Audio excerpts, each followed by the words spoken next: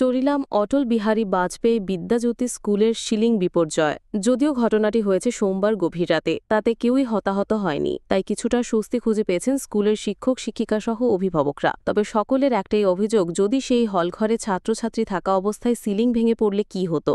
এলাকাবাসী বলেন, তেলেঙ্গানার রাজ্যপাল জিষ্ণু দেব বর্মনের প্রচেষ্টার ফলে স্কুলটির পরিকাঠামোগত উন্নতি হয়েছিল। 2022 সালে এই কনফারেন্স হলের উদ্বোধন হয়েছিল। মাত্র 3 বছরেই এত বড় বিপর্যয় ঘটে গেল স্কুলে। কিন্তু কেন কনফারেন্স হল ঘরের সিলিং ভেঙে পড়ল, সেটাই এখন লাখ টাকার প্রশ্ন। অনেকেই বলছেন, সিলিংয়ের কাজের মান কতটা নিম্নমানের ছিল তা ঘটনা থেকে স্পষ্ট। এখন প্রশ্ন উঠেছে, দায়িত্বপ্রাপ্ত ঠিকাদারের বিরুদ্ধে ব্যবস্থা নেওয়া হবে কি। তাছাড়া যে বিল্ডিংটি দীর্ঘ 3 বছর পূর্বে উদ্বোধন হয়েছিল, সেই বিল্ডিংয়ে দেখা দিয়েছে বড় বড় ফাটল। বিল্ডিংটি যে সমস্ত পিলারের উপর ভর করে দাঁড়িয়ে আছে, সেই সমস্ত পিলারে দেখা দিয়েছে বড় বড় ফাটল। তবে সম্পূর্ণ স্কুলটিতে যে নিম্নমানের কাজ হয়েছে তা বলাই বাহুল্য। এখন দেখার বিষয়, সেই সমস্ত বিষয় কি ব্যবস্থা গ্রহণ করেন স্কুল কর্তৃপক্ষ শুরু করে প্রশাসন। সেদিকে তাকিয়েছেন স্কুল এসএমসি কমিটির চেয়ারম্যান সহ প্রধান শিক্ষক। সংবাদ মাধ্যমে এ নিয়ে বিস্তারিত জানান স্কুলের প্রধান শিক্ষক সহ এসএমসি কমিটির সদস্যরা। তবে মঙ্গলবার থেকে সমস্ত কনফারেন্স হল ঘরে প্রোগ্রাম বন্ধ হয়ে গেছে স্কুলে।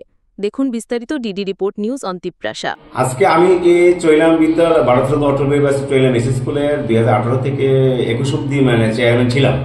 তো আজকে খবর পেলাম যে স্কুলের মধ্যে যে একটা কমন হলঘর রয়েছে, সেই হলঘরের সিলিংটা ভেঙে পড়ে গিয়েছে।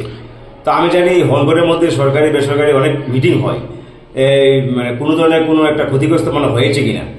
তো এসে দেখলাম সম্পূর্ণ সিলিংটা আমার ভেঙে পড়েছে। তখন আমি বললাম, যদি আজকে এটার মধ্যে সরকারি বেসরকারি অনেক প্রোগ্রাম হয়, ভাগ্যিস আমাদের ছাত্রছাত্রীদের কোনো প্রোগ্রাম ছিল না। যদি প্রোগ্রাম থাকতো আজকে বিরাট একটা ক্ষতিগ্রস্ত হতো। যে বিল্ডিংটা আমাদের মাননীয় মুখ্যমন্ত্রী জিষ্ণু দেব মহাশয় উনি করে দিয়ে গিয়েছেন, এই বিল্ডিংটার উপর ওনার একটা সুনাম রয়েছে।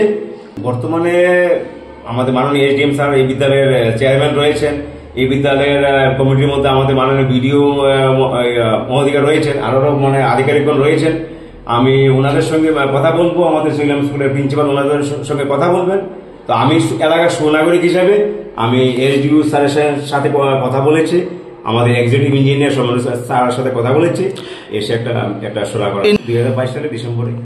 আজকে 3 বছর দায়িত্ব যিনি আয়ু রয়েছেন, ইঞ্জিনিয়ার পাটোয়ারি সাহেব রয়েছিলেন, ওই সময় তৎকালীন এসডিও সমন্বয় রয়েছেন, যিনি বর্তমানে এক্সিকিউটিভ রয়েছেন, ওনারা দেখবেন।